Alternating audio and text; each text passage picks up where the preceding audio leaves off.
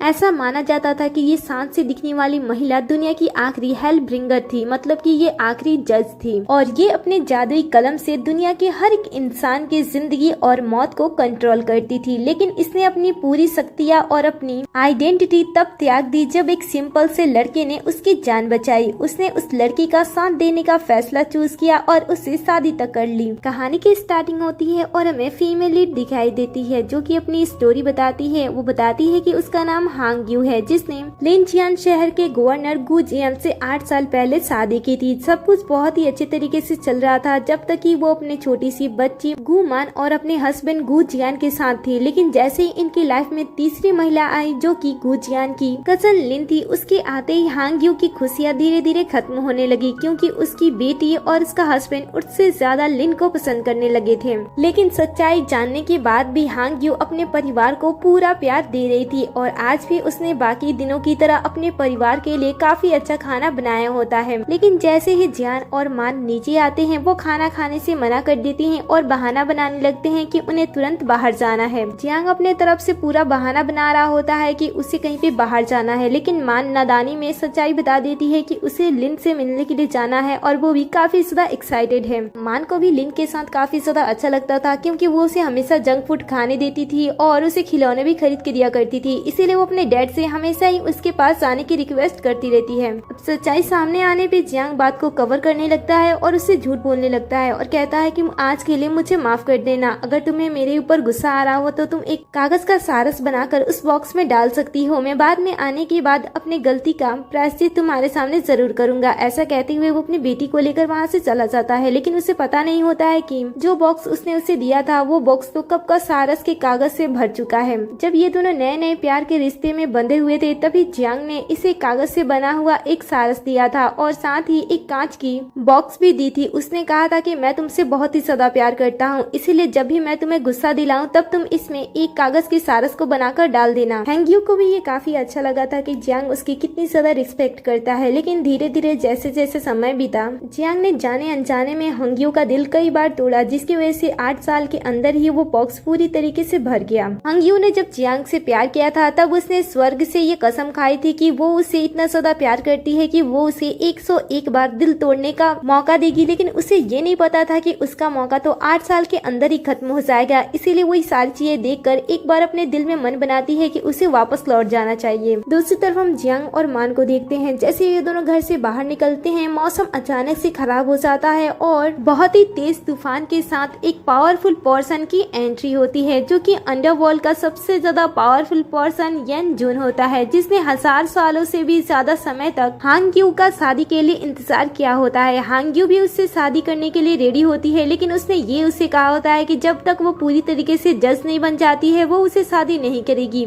इसके बाद वो पूरी तरीके से जज बनने में लग जाती है और परीक्षाओं को पार करने लगती है। लेकिन जैसे ही उसकी आखिरी परीक्षा उसके सामने आती है वो उसमें थोड़ी सी कमजोर पड़ जाती है और घायल हो जाती है। वो लगभग मरने ही वाली होती है और तभी वहाँ पे जियांग आ जाता है जो कि उसे घायल सैनिक समझते हुए उसे अपनी साथ लेकर चला जाता है, उसकी देखभाल करता है, जिस वजह से वो थोड़ी समय में ठीक हो जाती है। और इसके बाद हांगयू अपने एहसान को चुकाने के लिए उसकी वाइफ बन जाती है और उसका ख्याल रखने लगती है, यहाँ तक कि वो उसके बच्चे को भी पैदा करती है। लेकिन अब सिचुएशन कुछ अलग थे, इसलिए यान जुन उसे वापस अंडरवर्ल्ड में आने के लिए कहता है और कहता है कि अगर तुम नहीं जाओगी तो सब कुछ खत्म हो जाएगा। ये सुनकर वो उसे कहती है कि ठीक है, मैं वापस अपनी जगह पे आने के लिए तैयार हूँ, लेकिन मुझे सभी चीजों को खत्म करने के लिए, इंसानों से अपने रिश्तों को तोड़ने के लिए मुझे 3 दिन का समय चाहिए। ये सुनकर वो कहता है कि ठीक है और वो वापस चला जाता है। उसके जाते ही तूफान भी शांत हो जाता है और समय की उल्टी गिनती भी स्टार्ट हो जाती है। इसके बाद हम हांगयू को देखते हैं जो कि अपने सारे कागज के बने हुए सारस को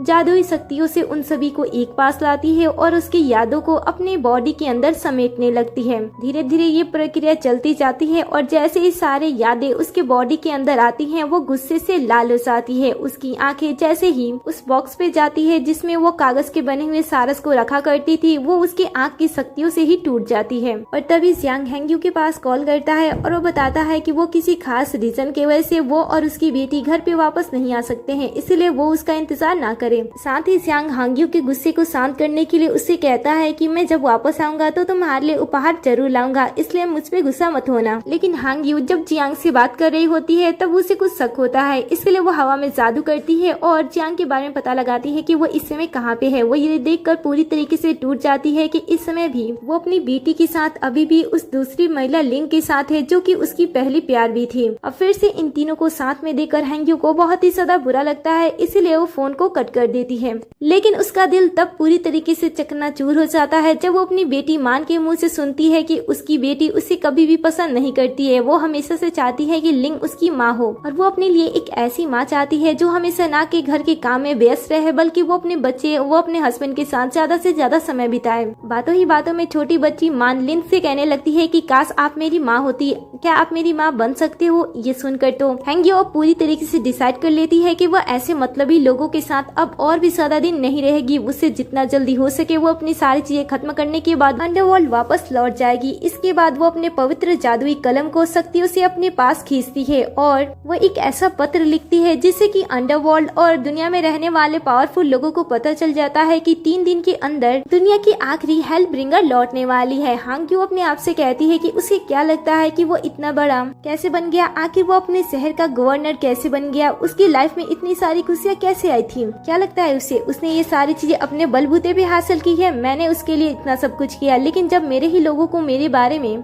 गलत फहमियां है, वो मुझसे प्यार ही नहीं करते हैं, तो मैं उनके लिए यहाँ पे अपना समय क्यों बर्बाद करूँ। ऐसा कहते हुए वो अपना लेटर कंप्लीट करती है और जादुई कलम को वापस से उसके जगह पे रख देती है, जिसके अंदर से तरंगे बाहर निकलती हैं और इसकी आवाज चारों दिशा में इसकी आवाज गूंजने लगती है, जिससे कि जितने भी पावरफुल लोग होते हैं उनके पास इसकी आवाज पहुंच आती है और उन्हें पता चल जाता है कि जज लौटने वाली हैं। सबसे पहले हम एक बूढ़े पर्सन को देखते हैं जो कि मार्शल आर्ट में काफी अच्छे होते हैं और ये एक कमांडर भी होते हैं और साथ ही ये जियांग के सीनियर भी होते हैं। दूसरे पर्सन को देखते हैं जो कि गु फैमिली के हेड होते हैं और तीसरे पर्सन को हम देखते हैं जो कि हाई शी फैमिली के हेड होते हैं और साथ ही ये लैंडलॉर्ड भी होते हैं। तीनों ही एक कंपनी में एक साथ होते हैं, इसलिए तीनों को ही जज के बारे में पता होता है और जैसे उन्हें जादुई पेन का एहसास होता है कि जज वापस लौटने वाली है अंडरवर्ल्ड, तब वो जाने के लिए एक अच्छा सा भोज का आयोजन करने लगते हैं। दूसरी तरफ हम इन तीनों को अभी भी साथ में देखते हैं। जैसे जियान ग्लास को उठाता है पीने के लिए, तभी एक तूफान आता है और ग्लास टूटकर चकनाचूर हो जाता है। तूफान बहुत ही ज्यादा डरावना होता है, इसलिए मान डरते हुए लिन के गले लग जाती है और तूफान जैसे ही शांत होता है वो लिन से कहती है कि आप बहुत ही ज्यादा अच्छे हो। आपको पता है जब भी ऐसे तूफान आते हैं मेरी माँ मुझे छोड़कर हमेशा चली जाती है, क्योंकि इतनी बड़ी हो जाने के बाद भी उसे तूफान से डर लगता है। मुझे भी तूफान से डर लगता है, लेकिन जब भी तूफान आता है वो तो पहले ही भाग जाती है। मेरे पास कोई भी नहीं होता है, लेकिन आपके पास रहने से मुझे डर नहीं लग रहा है।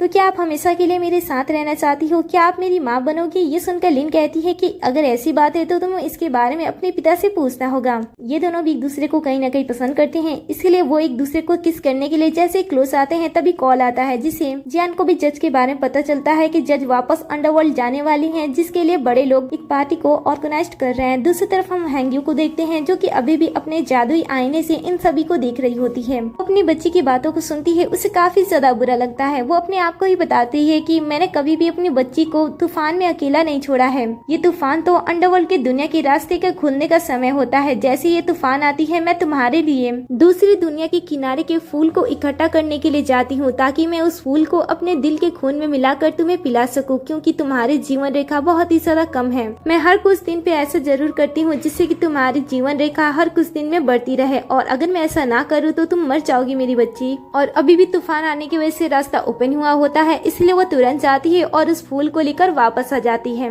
लेकिन यहाँ तो ये तीनों आज भी तीनों साथ में रहने का फैसला करते हैं। अब अगली सुबह देखते हैं जहाँ अब सिर्फ इसके पास 2 दिन ही बचा होता है, लेकिन फिर भी वो अपने हस्बैंड के लिए और अपने बच्चे के लिए काफी अच्छा खाना बना रही होती है, क्योंकि आज इसकी शादी का 8वां साल गिरा भी होता है। इसीलिए वो पूरे दिल से खाना बना रही होती है ताकि वो अंडरवर्ल्ड जाने से पहले अपने परिवार के साथ अच्छे से खाना खा सके। वो पूरे खाने की तैयारी बहुत ही अच्छी तरीके से करती है और जैसे वो टेबल पे पूरे खाने को सजाती है, सामने से मान और जियान के साथ जियान की पुरानी प्रेमिका लिन भी आती है और लिन के साथ मान अपनी माँ से भी ज्यादा लिन की इज्जत कर रही होती है और लिन भी आकर सीधा डाइनिंग टेबल पे बैठ जाती है और उसके बाद वो हैंग्यू की इनडायरेक्टली बेइज्जती करने लगती है और कहती है कि अगर मैंने पहले आपको नहीं देखा होता तो मुझे ऐसा लगता कि आप जियांग की घरवाली नहीं बल्कि काम वाली हो, क्योंकि तुम हमेशा ही इन छोटी छोटी चीजों में उलझ कर रह जाती हो। अब ऐसी बातें सुनने के बाद भी जियांग लिन को रोकता नहीं है और ऊपर से वो हैंग्यू से कहता है कि आज लिन का बर्थडे है, इसीलिए मैं चाहता हूँ कि वो हमारे साथ बर्थडे सेलिब्रेट सेलिब्रेट करें। ऐसा कहते हुए वो डाइनिंग टेबल पे बैठ जाता है और हैंग्यू के बारे में सोचता भी नहीं है। वो उसके बाउल्स को निकाल कर खाना स्टार्ट कर देता है और साथ ही वो लिन को भी खाना सर्व करने लगता है। लेकिन लिन तो खाने के मजाक उड़ाना अभी भी छोड़ती नहीं। वो कहती है कि तुम्हारे खाने को देखकर ऐसा लग रहा है कि ये मेरी नानी के जमाने का खाना है। ये सब देखकर तो हैंग्यू को बिल्कुल भी अच्छा नहीं लग रहा होता है और तभी जियांग अपने पास से एक नेकलेस का सेट निकालता है। हैंग्यू को ऐसा लगता है कि शायद ये उसके लिए है क्योंकि जियांग ने कल रात गलती की थी, लेकिन वो नेकलेस तो वो लिन के लिए लाया होता है और हैंग्यू के सामने ही लिन को वो पहना भी देता है और लिन बहुत ही बेशर्मी के साथ हैंग्यू के सामने ही जियांग को किस भी कर देती है। ये सब देखकर हैंग्यू का खून खौलने लगता है और इसके बाद वो जियांग से कहती है कि क्या तुम्हें याद है कि आज हमारी शादी का 8वां सालगिरह है। ये सुनकर जियांग उससे ज्यादा कुछ तो नहीं कहता है। वो कहता है कि मैं अगले दिन तुम्हारे लिए भी नेकलेस ला दूंगा। ये सुनकर हैंग्यू लेने से मना कर देती है। तब जियांग उसे कहता है कि देखो तुम मुझे और लिन को लेकर ज्यादा इनसिक्योर मत हो। ये मेरी कजन है जो कि काफी समय फॉरेन कंट्री में रहने के बाद यहाँ पे आई है, इसलिए यहाँ पे सेटल होने में उसे कुछ तकलीफ हो रही है और इसलिए मैं उसकी मदद कर रहा हूँ। हैंग्यू कहती है कि अच्छा ऐसी बात है, वो तुम्हारी कजन है तो उसने आखिर तुम्हें किस क्यों किया और तुम हमेशा ही उसके साथ क्यों रहते हो। ये सुनकर लिन बात को दबाने लगती है और कहती है कि मैं जहाँ पे रहती हूँ वहाँ का ये कल्चर है कि आप किसी को थैंक यू कहने की जगह पे उसे किस कर सकते हो। अब मान भी कहती है कि मुझे इनका कल्चर पसंद आ रहा है, आगे चल के मैं भी इनकी कल्चर को ही फॉलो करूंगी। हैंग्यू अपने परिवार की ऐसी बातें सुनकर बहुत ही ज्यादा गुस्सा करती है, लेकिन वो कुछ भी नहीं कहती है क्योंकि उनके परिवार वाले ही उनके साथ गलत कर रहे थे। अब कुछ समय के बाद जियांग एक पार्टी के बारे में सबको बताता है और बताता है कि ये उसके सीनियर्स की पार्टी है जहाँ पे कोई जज आने वाला है जो कि बहुत ही ज्यादा पावरफुल है, इसीलिए मुझे भी इनविटेशन मिला है और मैं भी वहाँ पे जाने वाला हूँ। ये सुनकर हैंग्यू अपने हस्बैंड का जायजा लेने के लिए एक बार उसे कहती है कि तो फिर ठीक है मैं तुम्हारे साथ चलूंगी, लेकिन वो तो उसे साफ साफ मना कर देता है और लिन से कहती है कि ना ही तुम्हें कपड़े पहनने की तमीज है और ना ही तुम फैशन के बारे में जानती हो। तुम्हें पता है कि वो कितनी बड़ी पार्टी होने वाली है, अगर तुम ऐसे ही वहाँ पे चली जाओगी तो इसकी रेपुटेशन खराब हो सकती है। बेटी भी लिन का साथ दे रही होती है और कहती है कि मैं भी फ्यूचर में जाकर उस महान जज से जरूर मिलूंगी, लेकिन इन सबको बिल्कुल भी नहीं पता होता है कि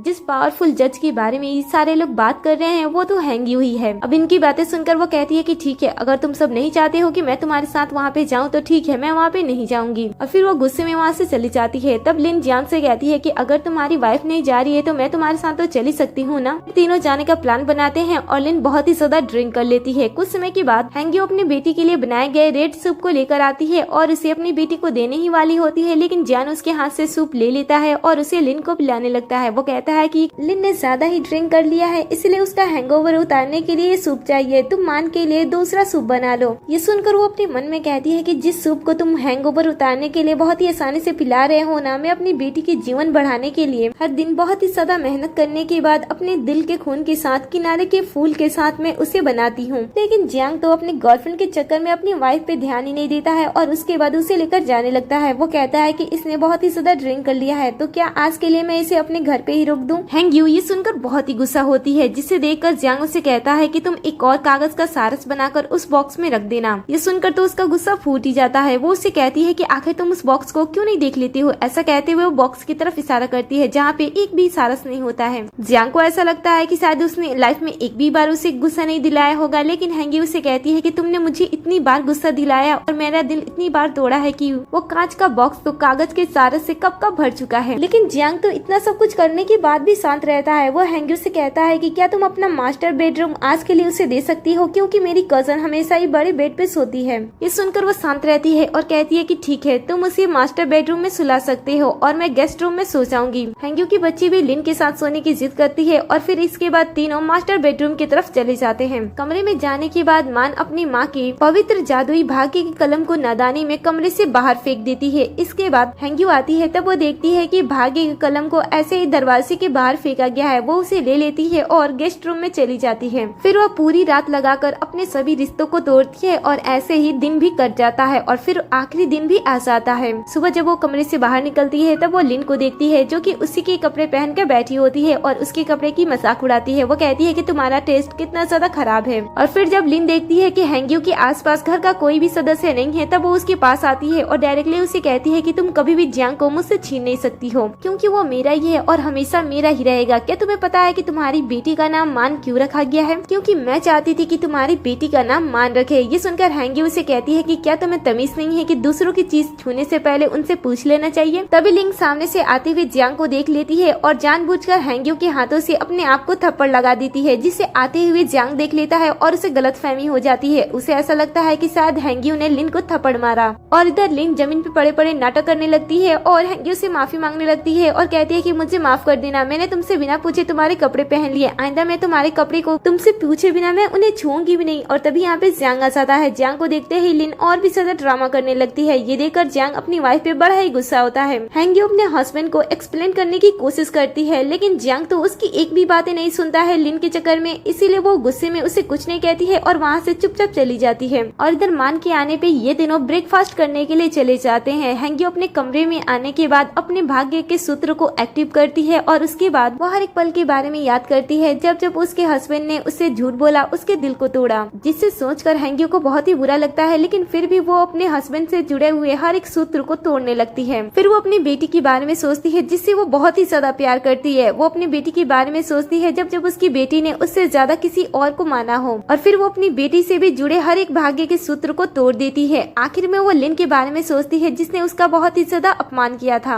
और फिर वो एक एक करके सभी भाग्य के सूत्र को तोड़ देती है, जिस वजह से उसे काफी ज्यादा चोट लगता है। लेकिन वो रुकती नहीं है क्योंकि उसे अभी भी अपने हस्बैंड से जुड़ी आखिरी भाग्य सूत्र को तोड़ना था। इसीलिए वो अपनी शक्तियों का यूज करती है और फाइनली अपने सभी रिश्तों को खत्म कर देती है। इधर ये तीनों बाहर से नाश्ता करने के बाद घर वापस आते हैं और हैंगी भी अपने कमरे से बाहर निकलती है। दोनों का ही एक बार फिर से आमना सामना होता है, जहाँ पे जियांग अपनी वाइफ से कहता है कि मुझे पता है कि तुम मुझसे गुस्सा हो, लेकिन तुम इस तरीके से खाना बनाना छोड़ नहीं सकती हो। हैंगी कहती है कि अब मुझे तुम्हारे किसी भी काम को करने की कोई जरूरत नहीं है। ऐसा कहते हुए वो जाने वाली होती है, लेकिन लिन उसे रोक देती है और वो उसे कहती है कि मुझे ऐसा लग रहा है कि हम तुम्हें पार्टी में नहीं ले जा रहे हैं, इसलिए तुम बहुत ही ज्यादा गुस्सा हो, लेकिन तुम अपने आप को भी तो देखो, अगर हम तुम्हें लेकर जाते हैं तो इससे जान के इंसल्ट होगी, इसीलिए तुम्हें घर पे ही रहना चाहिए और गुस्सा नहीं होना चाहिए। हैंगी कहती है कि अब मुझे फर्क नहीं पड़ता है कि तुम पार्टी में जा रहे हो या फिर तुम तीनों कहाँ पे जा रहे हो, क्योंकि अब मुझे तुम तीनों से ही मतलब नहीं है, क्योंकि अब मैं तुम तीनों को छोड़कर यहाँ से जा रही हूँ। ये सुनने के बाद भी जब मान कुछ भी रिएक्ट नहीं करती है, तब हैंगी को बड़ा ही बुरा लगता है। वो सोचती है कि मैंने इस छोटी सी बच्ची के लिए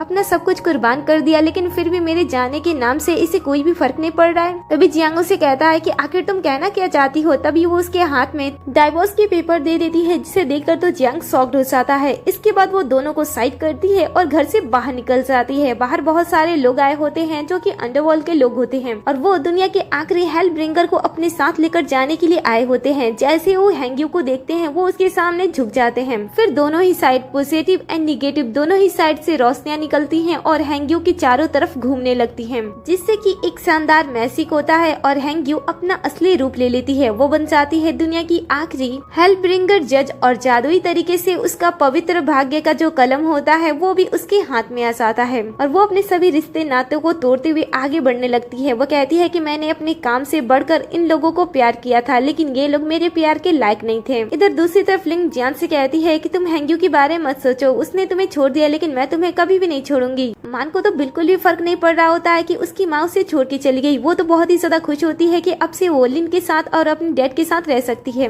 लेकिन जियांग को ये डाइवोर्स पेपर देखकर कुछ गड़बड़ लगता है। वो सोचता है कि जो लड़की हमेशा से ही सिर्फ उसके बारे में ही सोचती थी, आखिर उसने अचानक से उसे डाइवोर्स कैसे दे दिए। इसीलिए वो दोनों को साइड करते हुए भागते हुए घर से बाहर आता है, लेकिन अब तक वो घर से जा चुकी होती है, और साथ ही उसने अपना इंसानी नाम हैंगी भी छोड़ दिया होता है बाकी रिश्तों की तरह। सीन कट होता है और अगले सीन में हम उसी पार्टी को देखते हैं, जहाँ पे काफी सारे लोग आए होते हैं और बहुत ही ज्यादा पावरफुल लोग भी होते हैं। और यहाँ पे हम जियांग के कमांडर को देखते हैं, जिन्होंने इस पूरे पार्टी को अकेले ही ऑर्गेनाइज किया होता है। कुछ समय के बाद यहाँ पे जियांग लिन और अपनी बेटी के साथ आता है। पार्टी को देखकर सभी लोग काफी इम्प्रेस होते हैं, और इसके बाद लिन कहती है कि सच में ये पार्टी बहुत ही ज्यादा बड़ी है, जिसे देखकर जियांग कहता है कि इस पार्टी को बड़ी होनी ही चाहिए, क्योंकि ये पार्टी किसी मामूली इंसान के लिए नहीं रखी गई है, बल्कि इस पार्टी को दुनिया की आखिरी हेल ब्रिंगर जज के लिए रखा गया है, जो कि अंडरवर्ल्ड में वापसी कर रही हैं। और फिर वो आखिरी जज के खूबियों के बारे में बताने लगता है कि वो बहुत ही ज्यादा शक्तिशाली हैं। वो किसी भी इंसान की जिंदगी और मौत को कंट्रोल कर सकती हैं, उनके भाग्य को कंट्रोल कर सकती हैं, और साथ ही वो किसी भी बीमारी को भी कंट्रोल कर सकती हैं। मैंने यहाँ तक सुना है कि दुनिया की आखिरी जज अगर चाहे तो किसी इंसान के मृत्यु को भी टाल सकती है। हमारे कमांडर को ही देख लो, वो अपनी बीमारी की वजह से 8 साल पहले ही मरने वाले थे, लेकिन उनका तकदीर इतना ज्यादा अच्छा था कि वो मरने से पहले आखिरी जज से मिले, जिन्होंने उनके मृत्यु को टाल दिया और साथ ही उनकी जीवन रेखा रेखा भी बढ़ा दी। इसके बाद जियांग अपने कमांडर से मिलने के लिए आगे बढ़ता है। कमांडर भी इसे देखकर काफी खुश होते हैं और उसे देखकर कुछ सोचने लगते हैं। वो सोचते हैं कि जब 8 साल पहले मुझे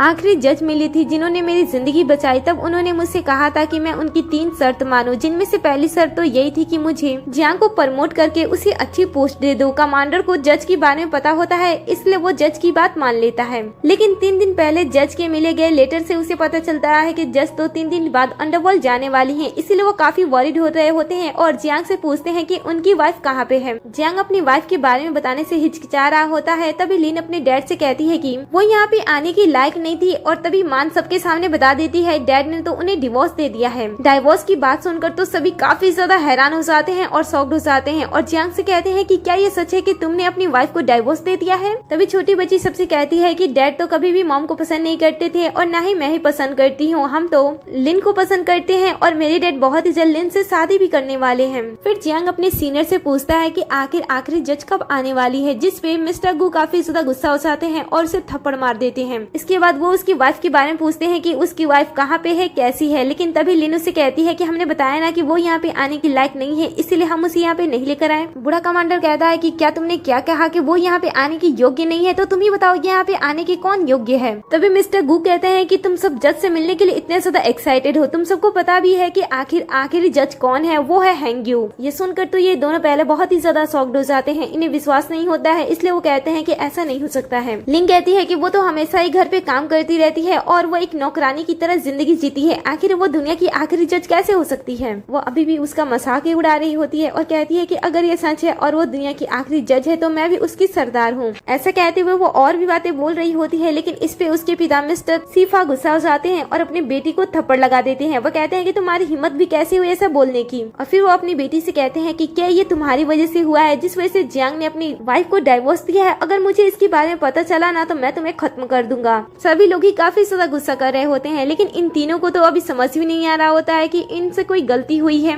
इसके बाद बूढ़े कमांडर सामने आते हैं और जियांग से कहते हैं कि तुम्हें क्या लगता है कि एक छोटे से परिवार होने के बावजूद भी तुम इस शहर की गवर्नर बन सकते हो, जहाँ पे अपने पोस्ट को बढ़ाने के लिए लोगों की एड़ियां तक खिंच जाती है। तभी लिन कहती है कि हाँ, जियांग ने जो कुछ भी हासिल किया है वो अपने बलबूते पे हासिल किया है और ये हर वो एक चीज हासिल कर सकता है जो भी इसे चाहिए, क्योंकि ये बहुत ही ज्यादा मेहनत करता है। जियांग को भी कुछ ऐसा लग रहा होता है कि उसने अपनी लाइफ में जो कुछ भी हासिल किया है वो अपने बलबूते पे हासिल किया है, इसलिए वो अपने गार्ड सबको अंदर बुलाता है और उन्हें ऑर्डर देता है कि वो जाकर उसकी वाइफ को ढूंढ कर लेकर आए, ताकि सभी लोग उन्हें देख सके कि उनकी वाइफ कोई जज नहीं है, वो आम से दिखने वाली एक लड़की है। गार्ड भी गवर्नर की बात सुनते ही तुरंत यहाँ से निकल जाते हैं उसकी वाइफ को ढूंढने के लिए और लोग आपस में बात करने लगते हैं कि आखिर सच में उसकी वाइफ जज है या फिर नहीं। और जियांग को भी ऐसा नहीं लगता था कि उसकी वाइफ की वजह से उसे ये पोस्ट मिली है, इसीलिए वो सभी को विश्वास दिलाता है कि उसकी वाइफ कोई जज नहीं है, वो एक सिंपल सी औरत है जो कि उसके घर पे रहती है और उसका ध्यान रखती है। लेकिन बूढ़े कमांडर और उसके साथियों को इन सारी बातों से बहुत ही ज्यादा बुरा लग रहा होता है, इसलिए बूढ़ा कमांडर गुस्से में अपने पास से एक कॉन्ट्रैक्ट पेपर निकाल कर दिखाने लगता है, जिसपे जैसे ही जियांग की नजर जाती है, जब वो उसकी लिखावट को देखता है उसे कुछ शक होता है और वो उसे लेकर पास से देखने लगता है, क्योंकि सच में ये उसकी वाइफ की ही हैंड राइटिंग होती है। फ्लैशबैक में हम देखते हैं कि जब कमांडर अपनी बुरी बीमारी की वजह से मर रहे होते हैं, तभी हैंग्यू उनके पास आती है। जब वो हैंग्यू को देखते हैं तब वो उसे पूछते हैं कि तुम कौन हो। हैंग्यू अपनी रियल आइडेंटिटी कमांडर को बता देती है, जो कि ये सुनकर वो उसके सामने झुक जाते हैं और अपने जीवन की भीख मांगने लगते हैं। ये सुनकर वो उसे कहती है कि जीवन और मृत्यु निश्चित है और तुम्हें इसमें छेड़छाड़ करने के लिए किसी चीज का बलिदान देना होगा। ये सुनकर वो खुश हो जाता है और कहता है कि मैं हर एक चीज देने के लिए तैयार हूँ। ये सुनकर हैंग्यू जादुई तरीके से एक कॉन्ट्रैक्ट पेपर बनाती है और उस पे उसे दस्तखत करने के लिए कहती है। वो कहती है कि मैं आपकी बीमारी जिंदगी से आपको मुक्त करके आपको 10 साल की जिंदगी देने वाली हूँ, लेकिन बदले में आपको मेरे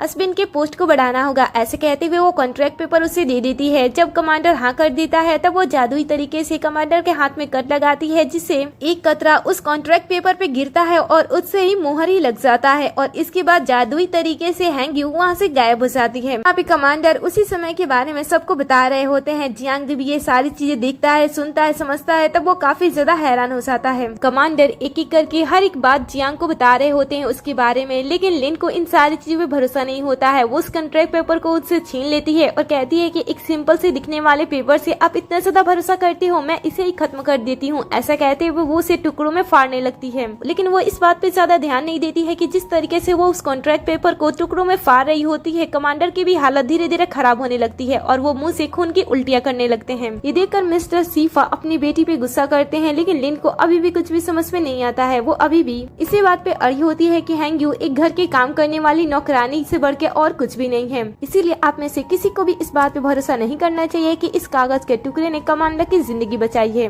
ये सुनकर जियांग कहता है कि आप लोग इतने ज्यादा सक्सेसफुल और इतने ज्यादा पढ़े लिखे होने के बावजूद भी ऐसी बातों पे विश्वास करते हो। ये सुनकर मिस्टर गू गुस्सा हो जाते हैं और उसे थप्पड़ लगा देते हैं और कहते हैं कि तुम्हें क्या लगता है कि हम तुम्हारे सामने खड़े होकर नाटक कर रहे हैं? क्या तुम हमसे ज्यादा पावरफुल हो कि हम तुम्हारे सामने खड़े होकर नाटक करेंगे कि तुम हमसे इम्प्रेस हो जाओ? आखिर तुम इस बात पे ध्यान क्यों नहीं देती हो कि कमांडो की जिंदगी भी 8 साल पहले ही ठीक हुई थी? तभी हम कमांडो को देखते हैं जो कि 8 साल पहले अपनी बीमारी की वजह से बहुत ही ज्यादा कमजोर हो गए थे। कोई भी दवाई इन्हें ठीक नहीं कर पा रही थी और अचानक से जब हैंग्यू अचानक से इनसे मिलती है, इनके साथ कॉन्ट्रैक्ट पेपर पे साइन करती है और उसके बाद ये पूरी तरीके से बदल जाते हैं। ये अपने से कई गुना ज्यादा ताकतवर लोगों को आसानी से हरा दिया करते थे। ये सुनकर जियांग इस बात पे भरोसा करना नहीं चाहता था, क्योंकि वो नहीं चाहता था कि वो अपनी पत्नी की वजह से आगे बढ़े। इसलिए वो कहता है कि क्या आप उस समय को भूल गए हो जब मैं अकेले सभी लोगों की मदद करता था, लड़ाई में सबसे आगे रहता था और मैं सबकी जान भी बचाया करता था? आप मेरी सभी कामयाबियों को एक लड़की के पीछे नहीं टाल सकते हो कि मेरे साथ जो कुछ भी हो रहा है वो सिर्फ और सिर्फ एक लड़की की वजह से हो रहा है। लिन भी जियांग का ही साथ दे रही होती है और कहती है कि मैं जानती हूँ कि जियांग कितना ज्यादा बहादुर और कितना ज्यादा अच्छा लड़का है, इसीलिए आप लोग उसकी कामयाबी को इस तरीके का दर्जा ना दे कि उसने जो कुछ भी अपनी लाइफ में हासिल किया है वो एक लड़की की वजह से हासिल किया है। कमांडो भी कहते हैं कि हाँ, मैं इस बात को बहुत ही अच्छे तरीके से जानता हूँ कि तुम बहुत ही अच्छे सैनिक हो, बहुत ही अच्छे लड़के हो, तुमने हमेशा ही दूसरों की मदद की है और युद्ध में सबसे आगे भी रहे हो, लेकिन तुम इस बात को नकार नहीं सकते हो कि तुम्हारे साथ अच्छी चीजें तभी स्टार्ट हुई जब तुम्हारे पास हैंग्यू है। जब से वो तुम्हारे पास आई है तुम्हारी लाइफ पूरी तरीके से चेंज हो गई है। तभी जियांग को अपने सैनिक की आवाज आती है। ये सुनकर वो कमांडो से कहता है कि ठीक है, मैं इस बात को यहीं पे साबित कर देता हूँ कि मैंने लाइफ में जो कुछ भी हासिल किया है वो मैंने अपनी पत्नी की वजह से हासिल किया है या फिर मेरी काबिलियत की वजह से हासिल किया है। और तभी यहाँ पे वो सैनिक भी आ जाता है। सैनिक को देखते ही वो उसे अपनी वाइफ के बारे में पूछता है, लेकिन वो उसे बताता है कि हमने पूरे शहर में छानबीन कर ली है, लेकिन आपकी वाइफ कहीं पे भी नहीं मिली। ये सुनकर वो सैनिक को दोबारा अपनी वाइफ को ढूंढने के लिए भेज देता है, क्योंकि उसे अपने आप को सही साबित करने के लिए उसकी वाइफ की जरूरत थी। और इधर ये तीनों लोग थोड़े से परेशान हो रहे होते हैं, क्योंकि उन्होंने इस पार्टी को आखिरी जज के लिए रखा था, उनके अंडरवर्ल्ड में वापसी के लिए, लेकिन इसमें हैंग्यू का कुछ भी पता नहीं चल रहा होता है। इसलिए उन्हें ऐसा लगता है कि शायद वो वापस अंडरवर्ल्ड में ऐसे ही चली गई हैं, उनसे बिना मिले। ये सुनकर जियांग कहता है कि ठीक है, अगर वो दुनिया की आखिरी जज हुई तो आपने इस सेलिब्रेशन को उसी के लिए रखा है, तो वो आपसे मिलने के लिए यहाँ पे जरूर आएगी, तो उस बात का फैसला उसके आने पे ही हो जाएगा ना। सीन कट होता है और अगले सीन में हम हैंग्यू को अंडरवर्ल्ड में देखते हैं, जहाँ पे वो फाइनली दुनिया की आखिरी जज बन चुकी होती है और अपने काम को भी हैंडल कर रही होती है, सभी काम को वो मैनेज कर रही होती है। और तभी उसे कमांडो की स्थिति के बारे में पता चलता है। उसे पेपर में देखने से पता चलता है कि उसने तो उनकी जिंदगी 10 साल की दी थी, लेकिन पेपर में उनकी जिंदगी 8 साल हो गई है।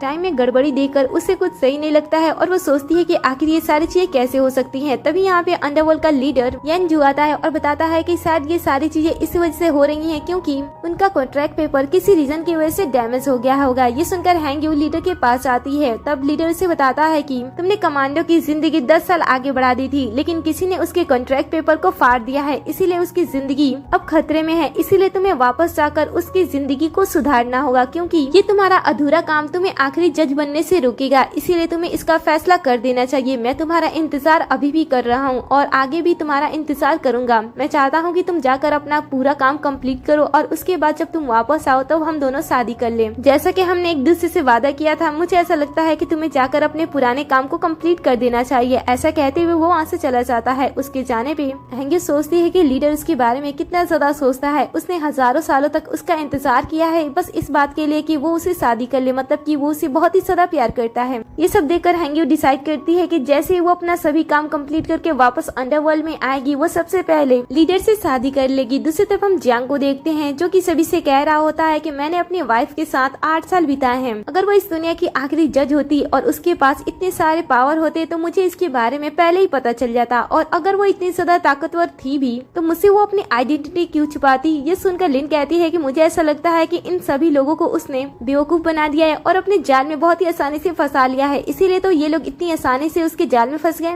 मुझे तो ऐसा लग रहा है कि शायद वो कोई फ्रॉड होगी, इसीलिए तो उसके जाल में इतने सारे लोग फंस गए हैं। ये लोग हैंग्यू के बारे में ऐसी बातें कर ही रहे होते हैं, तभी पार्टी हॉल का दरवाजा ओपन होता है और सामने हैंग्यू खड़ी दिखाई देती है। उसने सुर्ख लाल कलर की ड्रेस पहनी होती है और उसकी आंखें भी लाल होती है। साथ ही वो जैसे जैसे अपने कदम को बढ़ा रही होती है, उसके कदम से ऐसी शक्तियाँ निकल रही होती हैं जिसके अंदर कोई आ जाएगा तो उसका खात्मा ही हो जाएगा। वो धीरे धीरे इस पार्टी में एंटर होती है, लेकिन जैसे ही जियांग उसे देखता है वो उसे नाटकबाज कहने लगता है। उसे ऐसा लगता है कि शायद वो यहाँ पे नाटक करने के लिए आई है। लिन भी ऐसी बातें कर रही होती है और उसे भी ऐसा लगता है कि शायद ये यहाँ पे जज बनने का नाटक करने के लिए आई है। मान को भी ये सारी चीजें अच्छी नहीं लगती है और वो अपनी माँ को सॉरी बोलने के लिए आगे बढ़ने लगती है, लेकिन जैसे वो अपनी माँ के पास पहुँचती है उसकी शक्तियाँ इतनी ज्यादा स्ट्रॉन्ग होती है कि उसकी शक्तियों से वो दूर जाकर गिरती है। ये देखकर जियांग हैंग्यू पर गुस्सा करता है और कहता है कि वो तुम्हारी बेटी है, आखिर तुम उसके साथ ऐसा कैसे कर सकती हो। ये सुनकर हैंग्यू कहती है कि वो मेरी बेटी होने के साथ इस दुनिया की बहुत ही ज्यादा ताकतवर भी पर्सन बनने वाली थी, लेकिन उसने मेरे से रिश्ता तोड़कर ये सारी चीजें भी खो दी। लिन कहती है कि देख लो, इसी इंसान को तुम सब दुनिया की आखिरी जज बुला रहे थे ना, ये अपनी बेटी के साथ ऐसी है तो आखिर ये बाकी लोगों के साथ कैसे होगी। लोग भी उसके बारे में अजीब सी बातें करने लगते हैं और कहते हैं कि ये कितनी ज्यादा क्रूर है, लेकिन हैंग्यू इनमें से किसी की भी बातों पे ध्यान नहीं देती है। वो कमांडो की तरफ बढ़ने लगती है। कमांडो जैसे उसे देखते हैं वो बाकी लोगों के साथ उसके सामने झुक जाते हैं। हैंग्यू कमांडो से कहती है कि मैंने आपको 10 साल की जिंदगी दी थी, लेकिन आपका कॉन्ट्रैक्ट किसी ने खत्म कर दिया है, इसीलिए अब आपके पास सिर्फ आधा दिन ही बचा है। ये सुनकर कमांडर डर जाते हैं और हैंग्यू से रिक्वेस्ट करने लगते हैं और उनसे 2 साल की जिंदगी और मांगने लगते हैं। तब लिन उन्हें रोकती है और कहती है कि कमांडो, आपको ऐसा क्यों लगता है कि ये आम से दिखने वाली लड़की आपकी जिंदगी को बढ़ा सकती है। ये एक ढोंगी है और सिर्फ ढोंग ही कर सकती है। इनकी बातें हैंग्यू सुन रही होती है। इसके बाद वो लिन की तरफ बढ़ने लगती है और तेज आवाज में बस इतना कहती है कि मेरे सामने झुक जाओ। उसकी आवाज पे ऐसी शक्तियाँ बनती हैं जो कि लिन के पूरे बॉडी को कंट्रोल करने लगती हैं और उसे फोर्सफुली उसके सामने झुकाने लगती हैं। ये देखकर जब जियांग सामने आता है और हैंग्यू को रोकने की कोशिश करता है, तब हैंग्यू नहीं रुकती है और उसे दी गई हर एक एनर्जी को हैंग्यू अपने पास वापस खींचने लगती है, जिस वजह से जियांग थोड़ा सा कमजोर होने लगता है। लेकिन अभी भी उसका अकड़ कम नहीं होता है, क्योंकि उसे पता नहीं होता है ना कि हैंग्यू ने उससे कौन कौन सी चीज वापस ले ली है। इसलिए वो उसे कहता है कि तुमने अब तक हमारे साथ बहुत ही ज्यादा गलत किया है, मेरे कमांडर को अपने जाल में फंसाया, उन्हें धोखा दिया, इसलिए उसके साथ हम सबसे तुम्हें माफी मांगनी होगी। ये सुनकर हैंग्यू कहती है कि ठीक है, मैं माफी मांग लूंगी, लेकिन यहाँ पे जो लोग खड़े हैं क्या वो मुझसे माफी मंगवाना चाहते हैं। ऐसा कहते हुए वो कमांडो की तरफ देखने लगती है, लेकिन कमांडो तो डर से कांपने लगता है और कहता है कि मुझे किसी से भी कोई भी माफी नहीं चाहिए। ये देखकर लिन अपनी बदतमीजी फिर से करना स्टार्ट कर देती है, जिसे देखकर हैंग्यू इस बार उसकी बदतमीजी को सहन नहीं कर पाती है और उसे थप्पड़ लगा देती है और उसे सबक सिखाने के लिए आगे बढ़ने ही वाली होती है। लेकिन तभी बीच में उसकी बेटी आ जाती है और लिन की प्रोटेक्शन करने लगती है और कहती है कि आपको इन्हें नहीं मारना चाहिए, आपको इनसे माफी मांग लेना चाहिए। हैंग्यू कहती है कि मैंने पिछले 8 सालों से तुम्हारी देखभाल की है, तुम्हें मैंने सब कुछ दिया है, तुम्हें मैंने बहुत ही ज्यादा प्यार किया है, लेकिन आज तुम मेरे सामने खड़ी हो। मान कहती है कि मुझे आपकी कोई भी जरूरत नहीं है, मुझे नहीं पता है कि आप अच्छी हो या फिर गलत हो, लेकिन मुझे आपके साथ नहीं रहना है। ये सुनकर हैंग्यू को बड़ा ही बुरा लगता है और उसके बाद वो अपनी जितनी भी एनर्जी मान के लिए कुर्बान की होती है वो उसे वापस ले लेती है, जिस वजह से मान कमजोर हो जाती है और वो वहीं पे बेहोश होकर नीचे गिर जाती है। ये देखकर जियांग घबरा जाता है और अपनी बच्ची के पास आता है। फिर वो हैंग्यू से कहता है कि आखिर तुम अपनी बच्ची के साथ ऐसा कैसे कर सकती हो, माना कि वो तुम्हें पसंद नहीं करती है, लेकिन तुम्हें इसके साथ ऐसा नहीं करना चाहिए, तुम उसकी माँ हो। ये सुनकर हैंग्यू कहती है कि मैं उसकी माँ हूँ, क्या ये बात उसे पता है? मैंने तुमसे शादी की थी, जो कि मुझे बिल्कुल भी इस बात की परमिशन नहीं दी गई थी, इसीलिए तुम्हारे साथ शादी करने के बाद जिस बच्चे को मैंने जन्म दिया वो 1 साल से ज्यादा दिन तक जीवित नहीं रहने वाला था, इसीलिए मैंने हर बार उसकी जिंदगी बढ़ाने के लिए मुझे अपने दिल के खून के साथ अंडरवर्ल्ड के किनारे के फूल की जरूरत होती है, जिससे मैं उसकी जिंदगी को हर एक दिन बढ़ाती हूँ, लेकिन वो तो मुझे अपनी माँ मानते ही नहीं है, तो आखिर मुझसे उसे कुछ भी फायदा कैसे हो सकता है। इसके बाद वो अपने पास्ट के बारे में याद करती है, जब उसकी बेटी का जन्म हुआ था।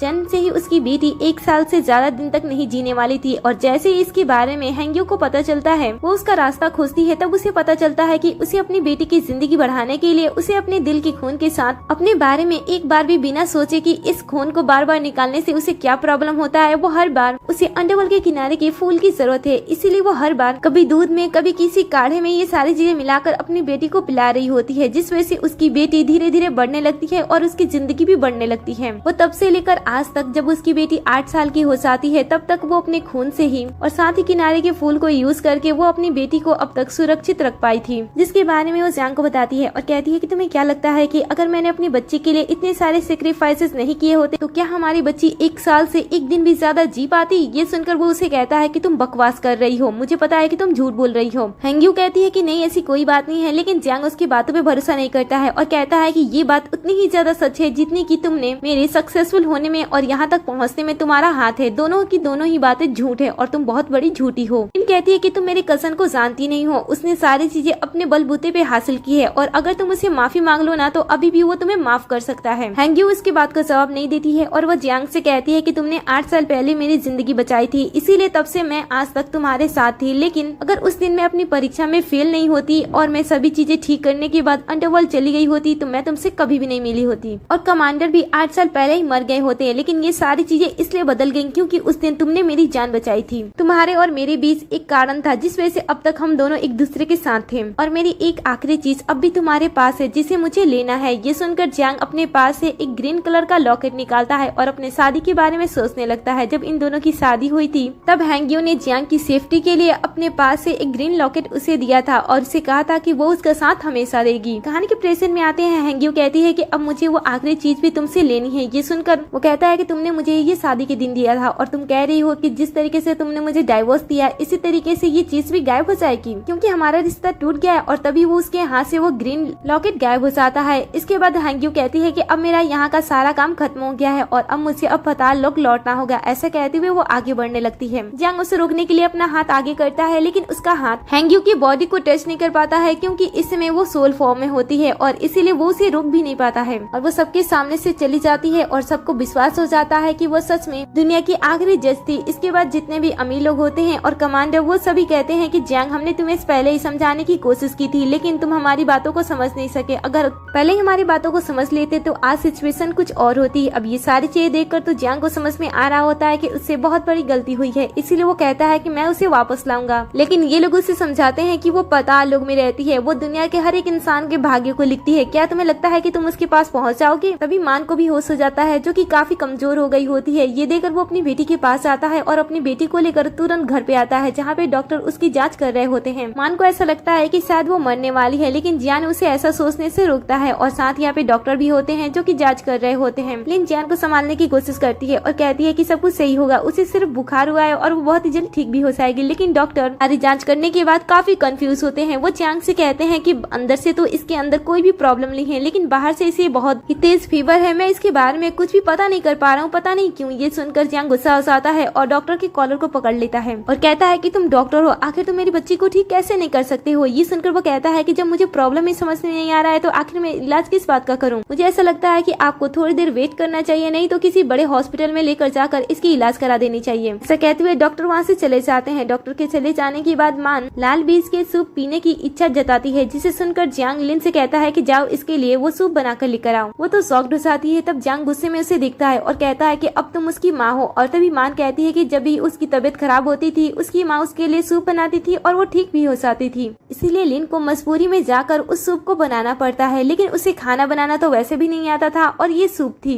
इसीलिए वो लाल बीज के साथ डायरेक्ट पानी को डालकर उसे पकाना स्टार्ट कर देती है। दूसरी तरफ हम जियांग को देखते हैं जो कि मान से कहता है कि वो उसकी माँ को वापस ला कर ही रहेगा और तभी उसे एहसास होता है कि दरवाजे से कोई गया है और उसे ऐसा लगता है कि शायद वो हैंगी होगी, इसीलिए वो उसका पीछा करने लगता है। वो अपने पूरे घर में भाग भाग कर तलाश करता है, घर के बाहर जाता है, घर के आंगन में जाता है, वो पूरा तलाश कर लेता है लेकिन उसे हैंग्यू कहीं पे भी नहीं मिलती है। और इधर लिन तो उस सूप को बना भी लेती है और बहुत ही खुशी के साथ मान के पास आती है उस सूप को पिलाने के लिए। लेकिन मान जैसे उस सूप को पीने वाली होती है उसे कुछ गड़बड़ होता है। लिन उसे फोर्स करती है और कहती है इसे पी लो, लेकिन जैसे वो पहला घूंट लेती है उसे उसका स्वाद बिल्कुल भी अच्छा नहीं लगता है और वो उसे कहती है कि ये बहुत ही ज्यादा घटिया है। और फिर वो अपने माँ के बारे में याद करती है कि उसकी माँ उसके लिए कितनी ज्यादा टेस्टी सूप बनाकर लाया करती थी। अब लिन तो ये सारी चीजों से बहुत ही ज्यादा फ्रस्ट्रेट हो जाती है, इसलिए वो उसे कहती है कि तुम्हें इसे पूरा पीना होगा। और जब मान पीने से मना करती है तब वो फोर्सफुली उसे पिलाने की कोशिश करती है, जिस वजह से मान उस कटोरे को धक्का देती है और वो कटोरा नीचे गिरकर टूट जाता है, जिस पे लिन गुस्सा हो जाती है और वो गुस्से में मान को थप्पड़ लगा देती है। लेकिन तभी यहाँ पे जियांग आ जाता है जो कि ये सारी चीजें देख लेता है। मान रोती हुई कहती है कि मैं शराब नहीं पी सकती हूँ और तभी वो अपने डैड को देख लेती है और कहती है कि मैं शराब नहीं पी सकती हूँ। जैसे ही लिन जियान को देखती है वो ड्रामा करने लगती है और मान को प्यार दुलार करने लगती है और कहती है कि मैं तो तुम्हारे साथ ऐसा थोड़ी ही ना कर रही हूँ, मैं तो तुम्हें काढ़ा पिला रही थी ना।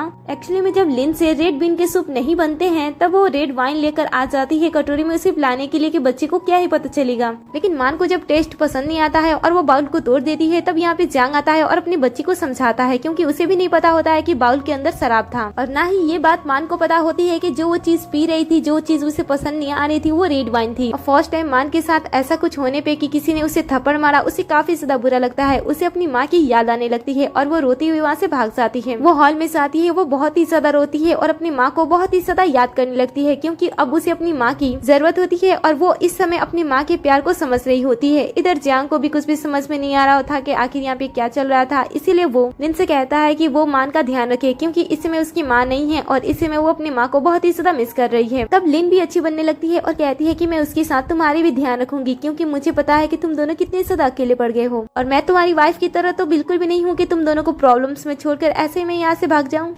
इसके बाद वो मन में कहती है कि जब तक मैं तुमसे शादी नहीं कर लेती हूँ, मैं तुम्हारे बच्चे के साथ कुछ भी बुरा नहीं करूंगी। जब शादी हो जाएगी उसकी बात तो मैं उसे अच्छी तरीके से समझाऊंगी कि मुझे परेशान करने से आखिर होता क्या है। तभी यहाँ पे जियांग का एक ऑफिसर भागते हुए आता है और उसे कमांडर की कंडीशन के बारे में बताता है कि इस समय कमांडर की कंडीशन बहुत ही ज्यादा खराब है, आपको तुरंत जाकर उनसे मिल लेना चाहिए। ये सुनकर तुरंत तीनों कमांडो के घर पे जाते हैं, जहाँ पे जैसे ही इनकी एंट्री होती है, आसपास के जितने भी कमांडो के नौकर होते हैं, उनके देखभाल करने वाले लोग होते हैं, वो इन्हें देखकर उन पे गुस्सा करने लगते हैं और कहते हैं कि ये वही लोग हैं जिन वजह से हमारे कमांडो की ये हालत हो गई है। वो इनके साथ कुछ करने ही वाले होते हैं, लेकिन तभी यहाँ पे कमांडर्स आते हैं और सबको रोक देते हैं। फिर वो जियांग को कुछ इंपॉर्टेंट बातें बताने लगते हैं। वो कहते हैं कि मैं बहुत ही जल्द मरने वाला हूँ और इसकी न्यूज बहुत ही जल्द जापानी लोगों के पास पहुँच जाएगी, जिसके सैनिकों को जैसे ही मेरे बारे में पता चलेगा वो तुरंत ही हम पे हमला करने की कोशिश जरूर करेंगे, इसलिए तुम्हें सारी चीजों के लिए पहले ही तैयार रहना चाहिए। ऐसे ही वो मिलिट्री से जुड़ी कई सारी इंपॉर्टेंट बातें जियांग को बताने लगते हैं, जिसे सुनकर जियांग कहता है कि आपको इन सारी चीजों की फिक्र करने की कोई जरूरत नहीं है, क्योंकि आप लंबे समय तक जियोगे। ये सुनकर वह कहता है कि मैं तो 8 साल पहले ही मर गया होता, लेकिन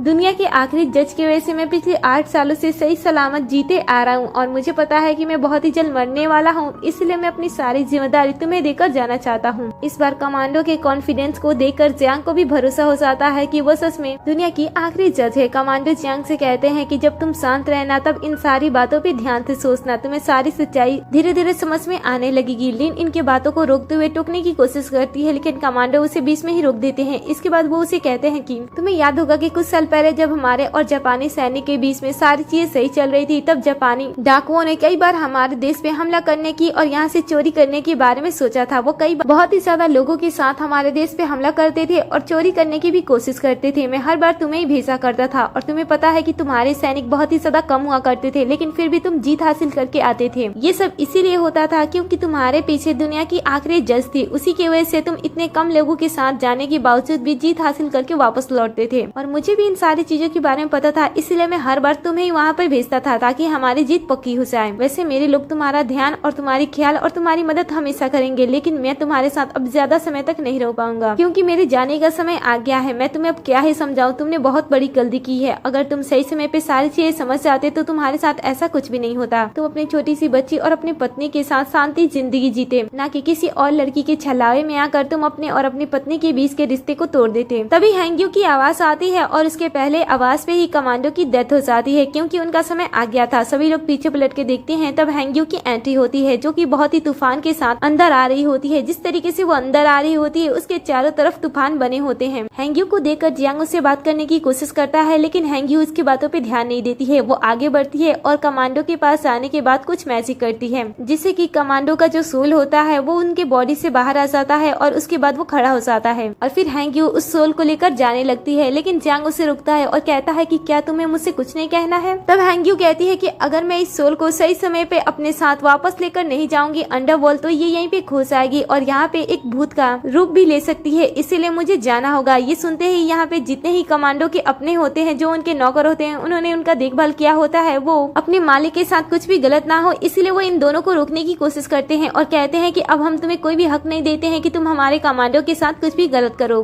जियांग अपनी पूरी जी जान लगा देता है उसे रोकने की, उसे बात करने की, लेकिन हैंग्यू उसे बात नहीं करती है। वो उसे सोल को आदेश देती है और उसे अपने साथ चलने के लिए कहती है। वो उसके साथ जाता है। कुछ दूर आगे जाने के बाद वो दोनों ही वहाँ से गायब हो जाते हैं। फिर नौकर भी उन्हें छोड़ देते हैं। जियांग भागते हुए जगह पे आता है और चीख चीख कर उसे आवाज लगाने लगता है, लेकिन यहाँ पे कोई भी नहीं आता है। इसके बाद लिन मुस्कुराते हुए उसके पास आती है और कहती है कि तुम्हें किस बात की चिंता है। वो अगर चली जाती है तो उसे जाने दो, मुझे पता है कि वो कोई जज वज नहीं है, उसने सिर्फ जादू करने का ढोंग किया है और कोई उसकी मदद कर रहा है। लेकिन अब जियांग को तो भरोसा हो गया होता है कि उसने बहुत बड़ी गलती कर दी है, इसलिए वो अपनी गलती सुधारने के लिए हैंग्यू से बात करना चाहता था और सारी चीजें ठीक करना चाहता था। लेकिन अब बहुत ही ज्यादा देर हो गई थी और इधर कमांडो के जितने भी लोग होते हैं वो तो जियांग पे गुस्सा करते हैं और उन्हें यहाँ से धक्का मारकर बाहर निकालने की कोशिश करने लगते हैं। वो कहते हैं कि तुम दोनों की वजह से हमारे कमांडो की जिंदगी के 2 साल बर्बाद हो गए हैं, अगर तुम दोनों उन्हें नहीं मिलते तो हमारे कमांडो हमारे साथ 2 साल और रहते। ऐसा कहते हुए नौकर गुस्से में धक्का मारते हुए इन दोनों को बाहर निकाल देते हैं। जब ये सब जियांग के साथ हो रहा होता है तब वो बाहर आने पे सोचता है कि जब उसकी शादी हुई थी तब यही सारे लोग उसके साथ कितने अच्छे तरीके से बिहेव कर रहे थे। वो समझ जाता है कि उसके पास जितनी भी खुशियाँ थी, वो जितने भी सक्सेस थे, वो सिर्फ और सिर्फ हैंग्यू की वजह से ही आए थे। इसीलिए वो पूरी तरीके से टूट जाता है और वहाँ से जाने लगता है। लिन उसके साथ जाने की कोशिश करती है लेकिन वो उसे धक्का दे देता है। इसके बाद वो घर जाने लगता है जहाँ रास्ते में जितने भी लोग उसे पहचानते थे वो उसे बहुत ही अजीब तरीके से देखने लगते हैं। घर जाने पे जो जियांग के नौकर होते हैं वो भी उसे देखकर अजीब अजीब सी बातें कर देते हैं, इसलिए वो बाहर चला जाता है और वहाँ पे घंटों ड्रिंक पे ड्रिंक किए जाता है।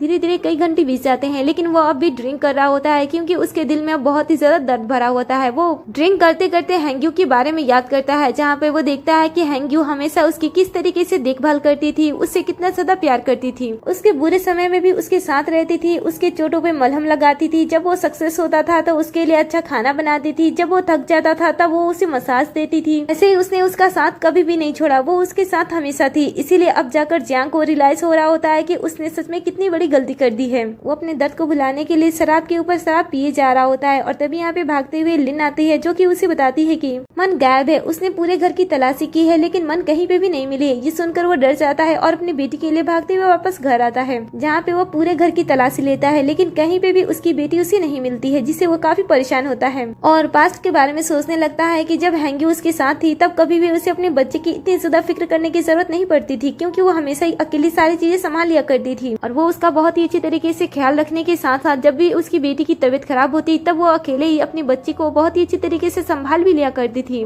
जो कि ये सुनकर लिन को अच्छा नहीं लगता है। लेकिन जियांग तो इस समय अपनी वाइफ की तारीफ के ऊपर तारीफ किए जा रहा होता है। ये सारी चीजें याद करते हुए जियांग कहता है कि अगर मेरी वाइफ मेरे साथ होती तो मेरे पास कोई भी प्रॉब्लम नहीं आती। थोड़ी देर के अंदर उसे घर के एक कोने से उसकी बेटी की रोती हुई आवाज सुनाई देती है। उसकी बेटी चेयर के पीछे छुपकर डरते हुए रो रही होती है और तभी भागते हुए जियांग उसके पास आता है और कहता है कि तुम क्यों रो रही हो। वो बताती है कि वो अपनी माँ को अब बहुत ही ज्यादा मिस कर रही है। उसे बाहर जाने से बहुत ही ज्यादा डर लगता है क्योंकि जब भी लोग उसे देखते हैं वो कहते हैं कि ये वही निर्दयी बच्ची है जिसने अपनी माँ को इतने ज्यादा जलील किया, इतना ज्यादा नफरत किया कि उसने घर छोड़ दिया। फिर वो कहती है कि डैड क्या मेरी तबीयत इसी तरीके से खराब रहेगी और क्या मैं आगे चल के मर जाऊंगी, क्या मैं मरने के बाद माँ से मिल पाऊंगी। ऐसे कहते कहते उसकी हालत खराब हो जाती है, जिसपे जियांग डरते हुए उसे गोद में उठाता है और भागते हुए इस बार डॉक्टर के पास ना जाते हुए वो अपने शहर के सबसे बड़े मंदिर के मास्टर के पास लेकर जाता है और कहता है कि मेरी बच्ची की जान बचा लो। गुरुजी बच्चे की जांच करना स्टार्ट कर देते हैं और लिन कहती है कि अगर आप इस बच्चे को बचा लोगे ना तो आपको जितने पैसे चाहिए हम उतने पैसे दे देंगे। लेकिन गुरुजी इसकी बातों पे ध्यान नहीं देते हैं, वो इस बच्ची पर पूरा ध्यान देते हैं और जांच करने के बाद वो जियांग से कहते हैं कि मुझे कुछ भी समझ में नहीं आ रहा है कि आखिर मैं क्या करूं, क्योंकि मेरी गणना के मुताबिक तो इस बच्ची को जन्म लेने के 1 साल बाद ही मर जाना चाहिए, लेकिन ये बच्ची मेरे सामने खड़ी है और वो भी देखने से 7-8 साल की बच्ची भी लग रही है। ये सुनकर जियांग को हैंग्यू की उस बात पे भी भरोसा हो जाता है कि हैंग्यू ने अपनी बच्ची को जान बचाने के लिए कितना सब कुछ किया है। और इधर मास्टर अपने हाथ खड़े कर देते हैं। वो कहते हैं कि मैं इस बच्ची को बचा नहीं सकता हूँ क्योंकि मुझे प्रॉब्लम ही समझ में नहीं आ रही, तो आखिर मैं इसका इलाज कैसे करूंगा। जियांग गुरु से बहुत ही ज्यादा रिक्वेस्ट करता है कि वो उनकी बच्ची को बचा ले, लेकिन गुरु को कुछ भी समझ में नहीं आता है और देखते ही देखते शाम भी हो जाती है। तभी यहाँ पे अचानक से कुछ लोग आ जाते हैं जिन्हें देखकर गुरुजी उनका आदर से सम्मान करते हुए उन्हें नमस्ते करते हैं, लेकिन ये लोग तो गुरुजी को ही शूट कर देते हैं और गुरुजी की मौत हो जाती है। एक्चुअली में जितने भी पर्सन होते हैं वो जापानी डाकुओं का समूह होता है जो कि इन्हें लूटने की कोशिश करते हैं। सबसे पहले वो लिन को अपने साथ लेकर जाने की कोशिश करते हैं क्योंकि लिन उन्हें पसंद आ गई होती है, जिसे बचाने के लिए जियांग अचानक से अपने पास छुपाए हुए पिस्तौल को निकालता है और उन पे शूट करने की कोशिश करता है, लेकिन उसका निशाना चूक जाता है। लेकिन फिर से वो ट्राई करता है, वो दूसरी तीसरी कई बार ट्राई करता है, लेकिन उसका एक भी निशाना नहीं लगता है। और तब जाके उसे एहसास होता है कि पार्टी वाले दिन यंगजू ने उसकी बॉडी से कौन सी एनर्जी को उससे लिया था। फिर वो लिन को शूट करने की कोशिश करते हैं, लेकिन लिन अपने सामने मान को ला देती है और उसके सारे बचने की कोशिश करती है। जियांग अपनी बच्चे की जान बचाने की कोशिश करता है और कहता कहता है कि तुम सबको जो कुछ चाहिए वो ले लो, लेकिन मेरी बच्ची को छोड़ दो। लेकिन वो लोग कहते हैं कि तुमने हमारे काफी भाइयों की जान ली है, इसलिए हम तुम्हें इतनी आसानी से जाने नहीं देंगे। तभी लिन भी भागने की कोशिश करती है, लेकिन ये लोग उसे शूट कर देते हैं और वो वहीं पे मर जाती है। फिर वो मान को अपने कब्जे में ले लेते हैं और जियांग को अपने सामने झुकाने लगते हैं और कहते हैं कि अगर तुम चाहते हो कि हम तुम्हारी बेटी की जान ना ले तो हमारे सामने झुको। जियांग उनके सामने झुककर अपने सिर को नीचे झुकाकर उनसे माफी मांगता है और इससे जियांग को बहुत ही ज्यादा खुश होते हैं। फिर वो उसकी बेटी को छोड़ देते हैं, लेकिन उसे शूट कर देते हैं। जियांग अपने मरने के आखिरी पल में कहता है कि मैं मर रहा हूँ, मुझे पता है, लेकिन मैं चाहता हूँ कि मैं मरने के बाद हांग्यू को एक लास्ट बार जरूर देखूं। वो जैसे ही मरता है उसकी बॉडी से उसका सोल बाहर आ जाता है, जिससे सामने एक पोर्टल ओपन होता है जिसमें से 2 पर्सन सामने आते हैं और तभी यहाँ पे लिन भी भागती हुई आ जाती है और कहती है कि क्या हम दोनों मर चुके हैं। जियांग तो उसे देखकर बहुत ही ज्यादा गुस्सा करता है, लेकिन वो उसे कहती है कि मैं बहुत ही ज्यादा डर गई थी, इसलिए मैं तुम्हारी बच्ची को अपने सामने ले आई थी। लेकिन जियांग को पता चल जाता है कि लिन ने कभी भी उसका साथ नहीं दिया और तभी यहाँ पे मान की भी सोल आ जाती है, मतलब कि उन गुंडों ने इस छोटी सी बच्ची को भी नहीं छोड़ा, इसे भी शूट कर दिया। तीनों साथ में होते हैं, लेकिन मन जाना नहीं चाहती थी। तभी सामने से एक पर्सन आता है और वो उसके हाथ को जला देता है।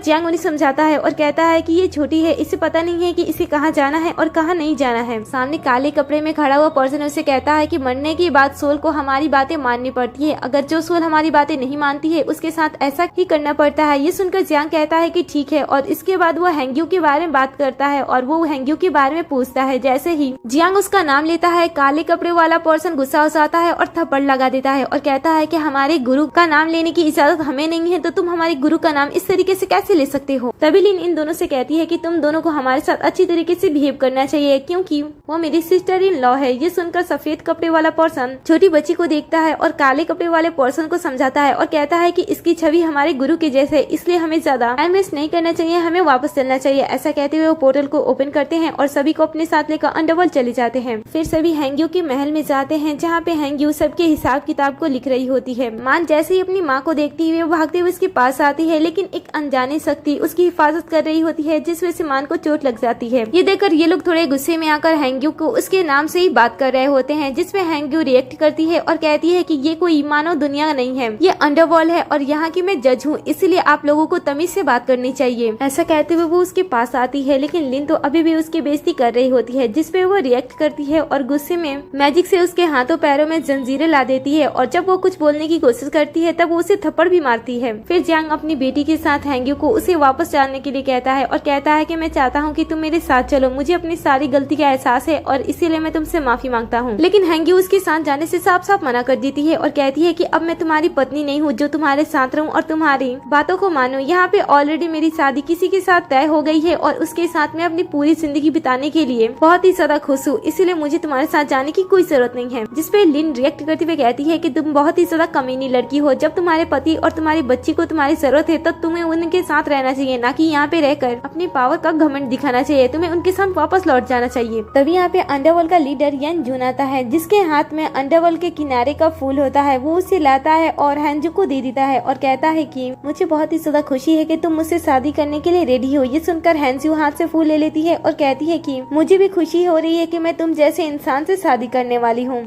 इसके बाद लीडर आए हुए सभी लोगों को देखता है और कहता है कि तुम जल्दी से अपने काम को कंप्लीट कर लो, क्योंकि हमें शादी की बहुत ही ज्यादा तैयारी करनी है। फिर लिन जैसे ही लीडर को देखती है वो उसे भड़काने की कोशिश करती है। इसके बाद जियांग लीडर से कहता है कि वो हैंग्यू को उन्हें वापस कर दे, लेकिन ये बात सुनकर लीडर गुस्सा हो जाता है और कहता है कि 8 साल पहले ही मेरी उपपत्नी को मुझसे शादी कर लेना चाहिए था, लेकिन तुम्हारे वजह से वो अब तक कई सारे दर्द को सह रही थी, उसे अपना कर्ज चुकाना था, इसीलिए वो तुम्हारे साथ थी, तुम्हारा ध्यान रखती थी और तुम्हारी कहे गए हर एक बात को मानती थी। लेकिन इस बात पे मैं भरोसा नहीं कर पा रहा हूँ कि तुमने उसका दिल कितनी बार और कैसे कैसे तोड़ा होगा कि उसका दिल उसका तुमसे भर गया और वो वापस आ गई। मैंने कई बार उसे वापस लाने की कोशिश की थी, लेकिन वो कभी भी आना नहीं चाहती थी। फिर जियांग उस पल के बारे में सोचता है। इसके बाद हैंग्यू कहती है कि मैंने अपनी छोटी सी बच्ची के लिए क्या कुछ नहीं किया था, मैं हर बार उसे जिंदा रखने की बहुत ही ज्यादा कोशिश करती थी, लेकिन ये तो मेरे साथ ही नहीं रहना चाहती थी। हालांकि बात हुई मेरे दिल टूटने की, तो मेरा दिल तो बहुत ही ज्यादा पहले ही टूट गया था, लेकिन मैं बस इस बात से उनके साथ थी कि वो मेरे मेरे अपने थे, लेकिन मेरे अपने लोगों ने मेरा दिल इतनी बार तोड़ा कि मैं उनके साथ रह नहीं पाई और वापस अंडरवर्ल्ड आ गई, जहाँ पे मुझसे प्यार करने वाला एक ऐसा पर्सन है जो कि हमेशा ही मेरा इंतजार करता रहता है। अब ये तीनों मिलकर उसे बहुत ही ज्यादा रोकने की कोशिश करते हैं। मन आगे बढ़कर अपनी माँ को रोकने की कोशिश करती है, लेकिन अब हैंग्यू के अंदर से इनके तरफ से पूरी फीलिंग खत्म हो गई होती है, इसलिए वो इन तीनों की बातों में नहीं आती है और कहती है कि अब तुम सबका समय हो चुका है, इसलिए अच्छा होगा कि तुम सब अपने कर्म के हिसाब से सजा को भुगतो, लेकिन उससे पहले मैं लिन की कुछ बातें तुम सबके सामने लाना चाहती हूँ। ऐसा कहते हुए मैसी करती है और सामने उस पल की छवि चलने लगती है जब लिन ने हैंग्यू के ऊपर मारने का इल्जाम लगाया था और मासूम बनने की कोशिश की थी। यहाँ पे लिन का ये चेहरा भी जियान के सामने आ जाता है। इसके बाद नर का लीडर जो होता है वो